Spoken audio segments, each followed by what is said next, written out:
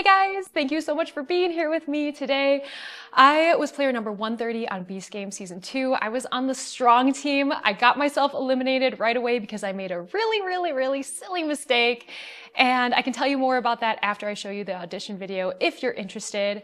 And even though I was only on the first episode very briefly, I was very excited that I got any screen time. So I will show you the clips of those too, because honestly, that was really cool.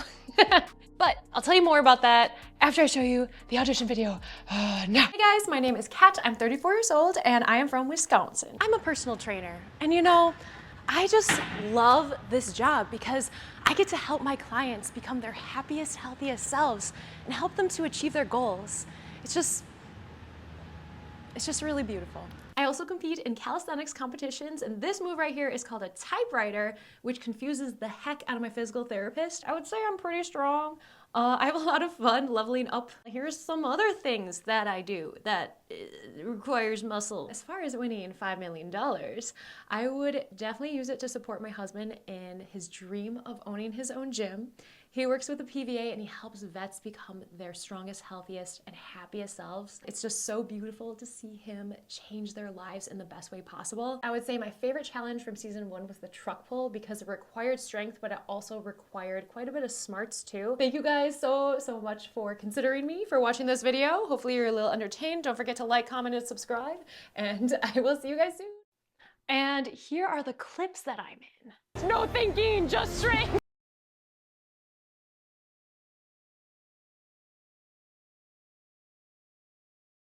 Keep going!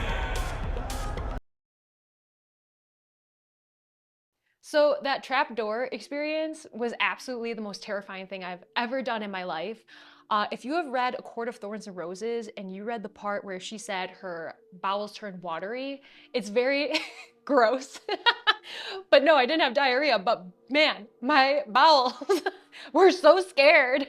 And the cool part about that is that every scary experience I've had since then doesn't feel really scary. So I feel like I leveled up in that area, which is really nice. So thanks, Mr. Beast.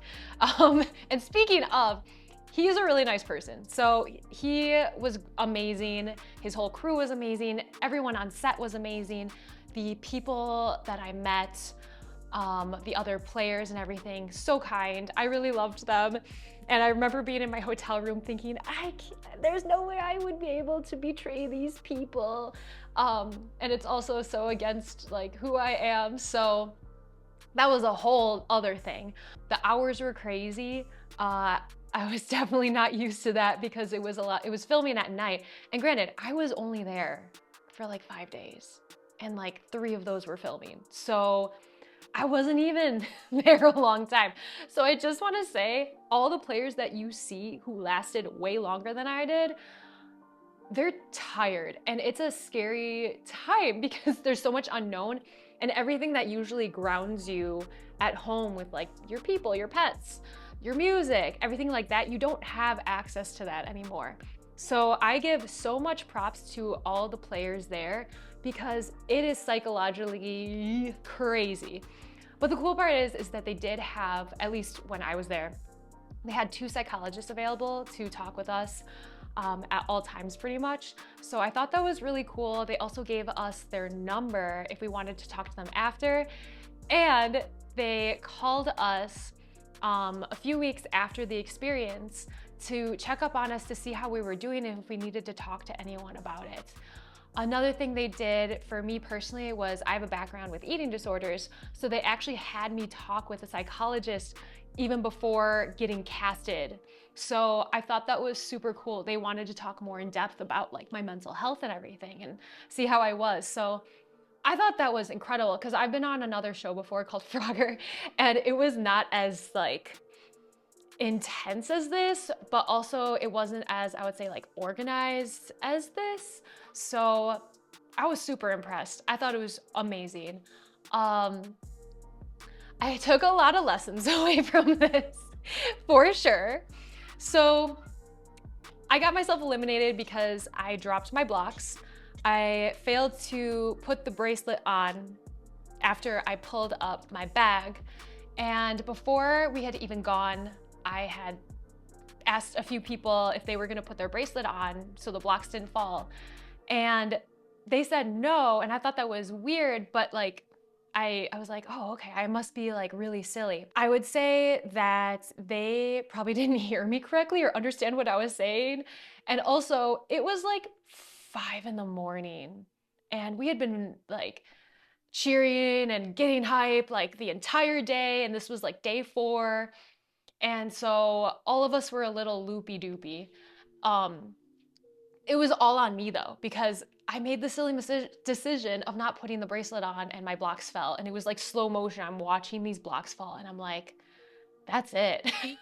I'm done. I'm going home. And then they had the push-up competition after, and I have thoughts on that, but I'm not gonna say them because in the end, I should have never been in that position where I needed to have done the push-ups, and I should have been thinking to put the bracelet on. And now being so far back removed from the situation, it's such a duh moment. So that's something I definitely had to sit with. But I have a lot of good takeaways. So I always try to find the lessons in things. And the lesson of that is to listen to my intuition and not look for advice from others when I know deep down this is what I need to do, kind of thing. So it's actually already popped up for me in my life, and it's helped me a lot so far. So that was awesome. So, the losing part sucked. I was so embarrassed to come home, and like, so people are like, oh, you're home already. Another amazing takeaway was that we didn't have our phones, and that really allowed me to have time to just think about life and things that I want to do.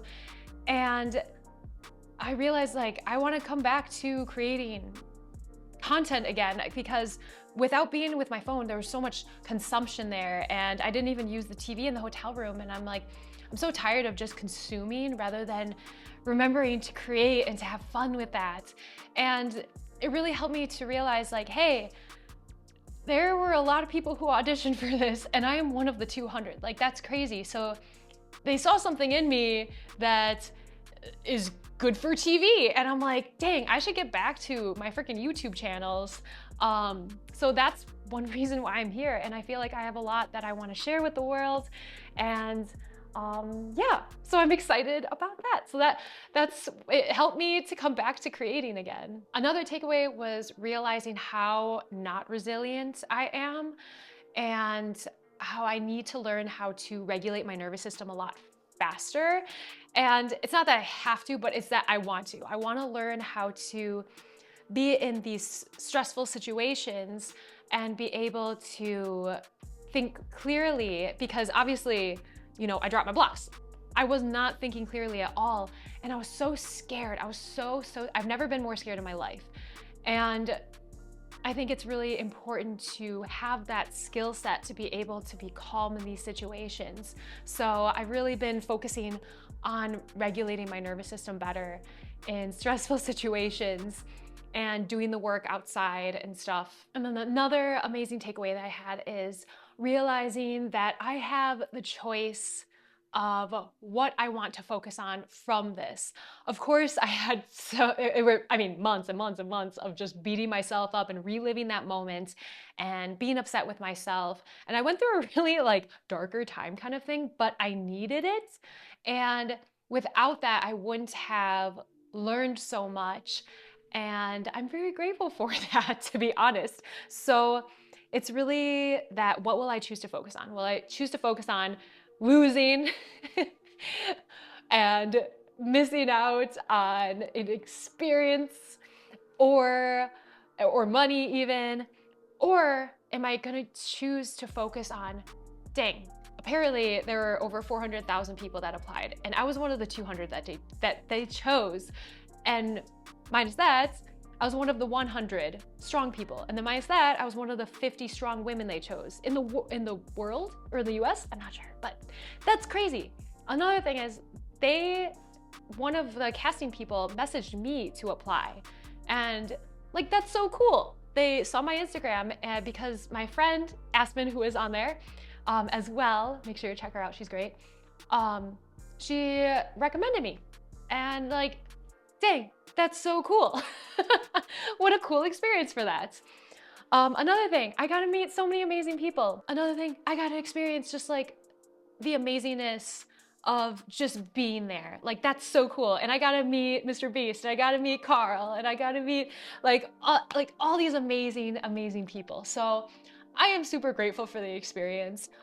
They also gave us like this sweet swag bag, which I was really, really grateful for. I'm sure there's a bunch of other people who have posted already, but we got this like sick bag, sick hoodie, AirPods, all this like really cool stuff. So it was very kind of them to do that. And yeah, but it's up to me to decide if it was a failure or not. Did I fail? In that situation, I did. Did I fail in life?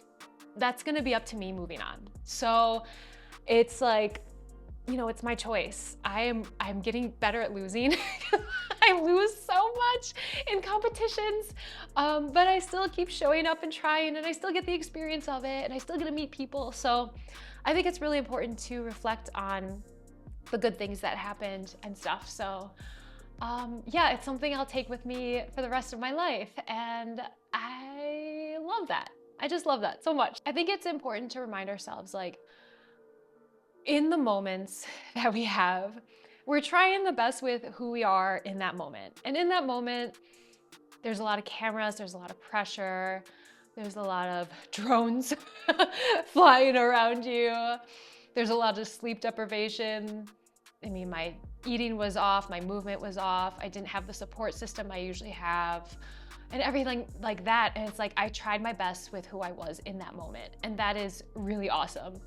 And to remind myself that the only way to level up in life is to put myself in, you know, really tough situations. And so now there are certain situations, again, that I go through now where I'm like, nah, it's like not as big of a deal as it used to be. So I think that's super cool. So I would say if you are thinking about, you know, auditioning for Beast Games Season 3 or a show, I say just freaking go for it. Like, it's awesome. Loved it. And wouldn't change like going, like, even though, you know, I wasn't there a long time, you know, I'm really, really happy I went, because I was really scared to go. I was so scared. And but that's okay. It's okay to feel that way. But yeah, challenge yourself to level up, have fun with it, audition for Season 3 if you want, and just remember to have fun in life and to not take things so seriously. Yes. All right, guys, thanks for joining me. If you want to learn how to spin a bow staff, I have videos on that. And if you want more content from me, I got that for you. Join me. Join me. All right, guys, have a great day, and I hope to see you soon. Like, comment, subscribe, do all the things.